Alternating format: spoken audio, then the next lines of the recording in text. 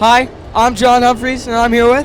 I'm Tim Groves. I am the team leader for the SOCOM Commando's demonstration parachute team. So, Mr. Groves, tell us a little bit about yourself and what you do. Well, my background is Army. I was in Army Special Forces for over 16 years and airborne for the entire 20 years of my career. So I've been jumping out of airplanes for the military since 2001, and on the civilian side, I started in 1995 with my first skydive at the age of 18. Wow. What's your favorite part of skydiving that keeps bringing you back from age 18 to now? Every jump is a new experience. Every time you get up there, you're experiencing new environments, new conditions. With what I do now, we use extracurricular equipment, bigger flags and accoutrements to church up the jump so it's enjoyable from the ground for the fans, pyrotechnics, smoke. So each time you add a new element to that, then you make it a little more dangerous, but you also make it more of a workload, more tasks that you have to complete by the end of the dive, if you will. Wow. So what made you want to get into jumping out of airplanes? Originally, it just kind of fell in my lap with the military. My first contract, I had an airborne contract, so the requirement for that was to fulfill my contract, I had to jump out of airplanes for the Army. So I went to static line jump school in 2001, and then after that, as my Special Forces career progressed, I went to Halo School in 2011, and it's compounded ever since. So it really kind of fell in my lap and found me as opposed to me looking for it.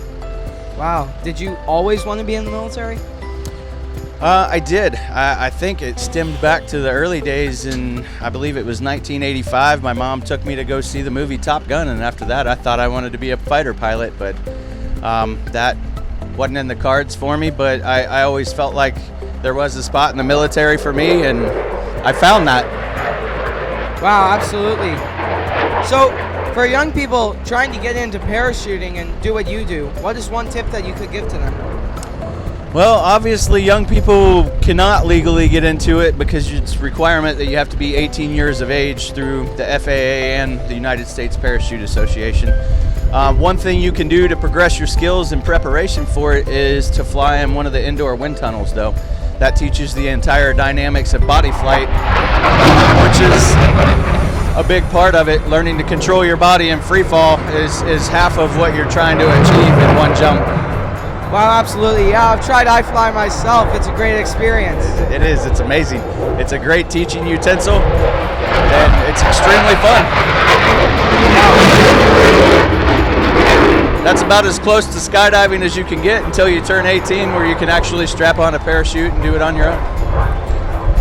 So what does it feel like to be so high up and then jump and have all your trust in a parachute? To me, it's still invigorating. Believe it or not, I'm afraid of heights. So every time the door or ramp opens on the aircraft, I get the little tingle in my knees and the butterflies in my stomach, and that's part of the thrill of what we do. I like the sensation. It heightens my senses, and it keeps me hyper-focused on what I'm doing to ensure that I'm as safe as I can possibly be in a semi-risky activity. So how were you able to get over your fear of heights to start doing this? Well, the military had a fun way of that too.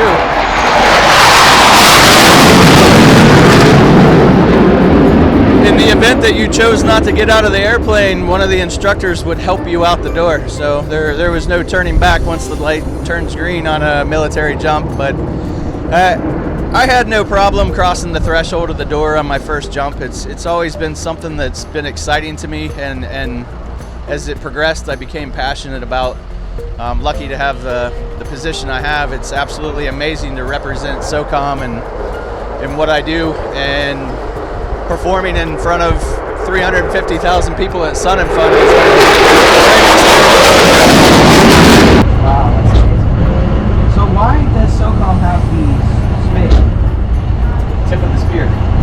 SOCOM is comprised of 73,000 soldiers, sailors, Marines, and Department of Defense civilians, the Guardians, all that comprises SOCOM. It's every facet of special operations from every branch of service under one umbrella.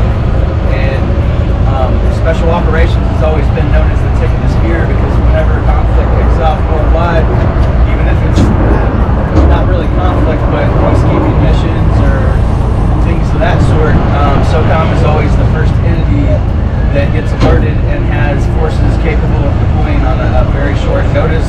And you have a variety and multitude of specialties to tailor to the specific environment that they're getting ready to go into, and the situation that they would have to deal with in that venue. That's awesome. So if you could jump in a time machine right now, go back and give your teenage self one piece of advice, what would it be?